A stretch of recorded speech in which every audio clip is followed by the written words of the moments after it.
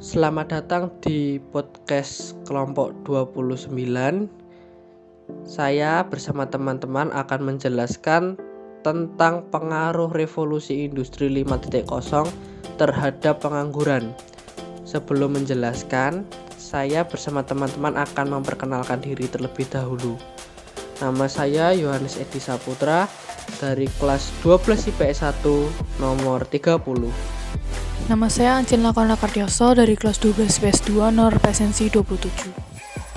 Saya Maria Abdian Islamitasari dari kelas 12 MIPA 3 nomor presensi 21. Saya Hildegardis Putri Paramita dari kelas 12 IPS 4 nomor presensi 13. Sejumlah pekerjaan diprediksi terancam tergantikan dengan otomatisasi dan digitalisasi teknologi. Meski begitu, pemerintah punya strategi untuk mengantisipasi pengangguran akibat tenaga kerja yang digantikan oleh mesin. Pemerintah menjadikan pelatihan vokasi untuk kebijakan strategis sebagai salah satu antisipasi dampak pengangguran akibat digitalisasi dan otomatisasi teknologi. Kebijakan strategis tersebut harus melibatkan pengusaha dan pekerja. Pelatihan vokasi sebagai salah satu upaya menjawab isu future of work. Berpikir kreatif dan penguasaan skill adalah kunci memenangkan persaingan saat ini dan mendatang. Bukan berarti ijazah tidak penting, namun kursus dan training akan menjadi nilai lebih seseorang memasuki dunia kerja. Pemerintah juga mendorong dialog sosial yang lebih intensif dengan pengusaha dan pekerja dalam mengantisipasi dampak otomatisasi dan digitalisasi teknologi. Sehingga dialog tripartit antara pemerintah, pengusaha, dan pekerja tidak hanya sekedar isu pengupahan, tapi juga membahas tantangan dunia kerja yang akan datang sebagai dampak revolusi teknologi. Revolusi industri 5.0 merupakan perbaikan dari dampak buruk akibat revolusi 4.0. Bila pada revolusi 4.0 semua orang hanya mengedepankan kemajuan teknologi, maka di revolusi 5.0 diharapkan teknologi hanya sebagai alat untuk membantu manusia. Dalam revolusi 5.0, pengguna teknologi juga diharapkan lebih bermoral dengan mengedepankan nilai keadilan, kebenaran, kejujuran, dan cinta lingkungan. Moral menjadi pegangan bagi manusia untuk tetap menjadi makhluk sosial yang membutuhkan orang lain dalam kehidupannya. Mau nantinya teknologi secanggih apapun, manusia tidak boleh lengah dan akhirnya dikendalikan teknologi seolah-olah tidak membutuhkan sesama. Nah, gambar ini adalah hasil survei ketenagakerjaan di daerah Banyuwangi.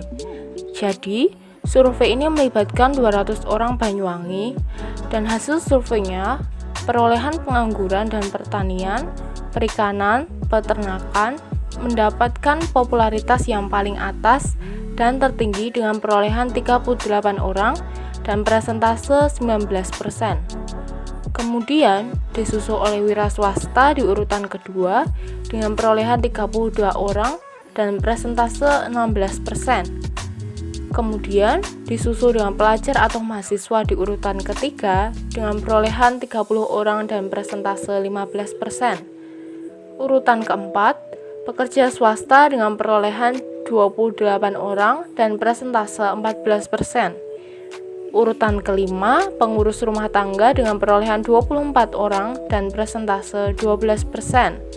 Kemudian disusul di urutan ke-6 oleh para pedagang dengan perolehan 6 orang dan persentase 3%. Di urutan terakhir, ada pekerja pemerintahan dengan perolehan 4 orang.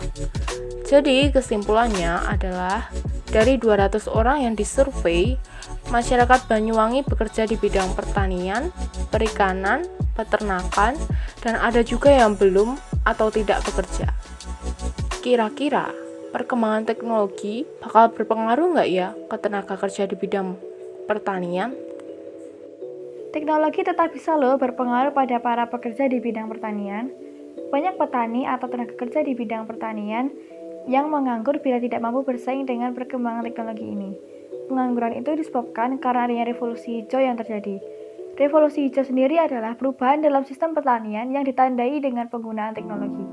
Walau menyebabkan banyak keuntungan seperti memudahkan pekerjaan petani pada masa sekarang ini, revolusi hijau juga mempengaruhi tingkat pengangguran di Indonesia. Karena tenaga manusia sudah digantikan dengan tenaga mesin dan juga teknologi yang sudah berkembang pesat saat ini. Nah, revolusi hijau menyebabkan dampak negatif juga. Di antaranya adalah yang pertama, pencemaran lingkungan. Yang kedua, penggunaan bahan kimia yang berlebihan. Yang ketiga, kerusakan ekosistem. Yang keempat, ketergantungan pada tenaga mesin. Tetapi ada juga cara-cara untuk mengatasi pengangguran akibat revolusi hijau, yaitu dengan cara A.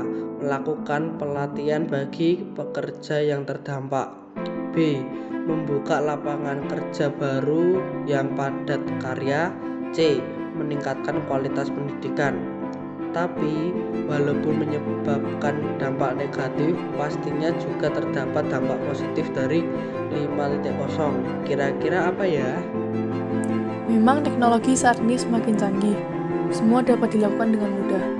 Jual beli barang online salah satunya. Berpengaruh meningkatkan stabilitas ekonomi. Dengan begitu, masyarakat tidak lagi berdiam diri, tetapi mempunyai penghasilan dari bisnisnya secara online tersebut. Walaupun memang harus juga tersedianya lapangan pekerjaan yang memadai dengan dilengkapi teknologi yang canggih dan baik, akan menghasilkan orang-orang yang ahli di bidangnya, sehingga dapat pula membawa negara Indonesia menjadi negara yang dapat bersaing dengan negara yang lain. Bagi yang belum mendapatkan pekerjaan secara formal, dapat membuka usaha lewat online. Namun, selain dampak positif, revolusi hijau juga menimbulkan beberapa dampak negatif yang harus dicegah nih. Apa saja ya? Nah, dampak negatif dengan meluasnya teknologi saat ini beraneka ragam. Semua dapat dilakukan dengan tindakan-tindakan yang tidak pantas, sehingga yang memang seharusnya digunakan untuk memanfaatkannya dengan baik, tetapi malah disalahgunakan oleh orang-orang yang salah. Dari situlah harus adanya pengetahuan yang luas mengenai teknologi atau fungsi teknologinya itu sendiri. Dan juga sekarang ini banyak terjadi kasus penipuan, seperti penipuan jasa peminjaman uang secara online. Mau diapakan teknologinya tergantung dari diri kita sendiri. Manfaatkanlah teknologi dengan sebaik mungkin. Kali ini aku pengen tahu nih, pro dan kontra tentang teknologi itu mengambil alih pekerjaan atau malah menciptakan lapangan pekerjaan baru ya? Technological unemployment in Indonesia. As we know, quite a lot of unemployment cases that occur in Indonesia are caused by various things. One of them is due to technological advances. Advances in technology began to replace human labor. However, the presence of technology also has negative and positive influences in the field of work. Here are the influences. First, positive. Everyone can get a job from of these technological developments. Technology can help small business. Technology make many people to learn a new skill.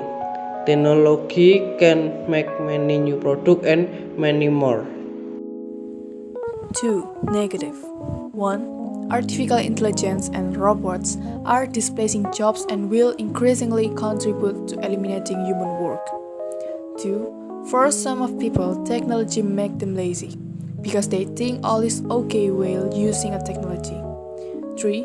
Humans cannot compete with something that evolves as fast as technology. Workers become obsolete in this new era of technological progress, and many more.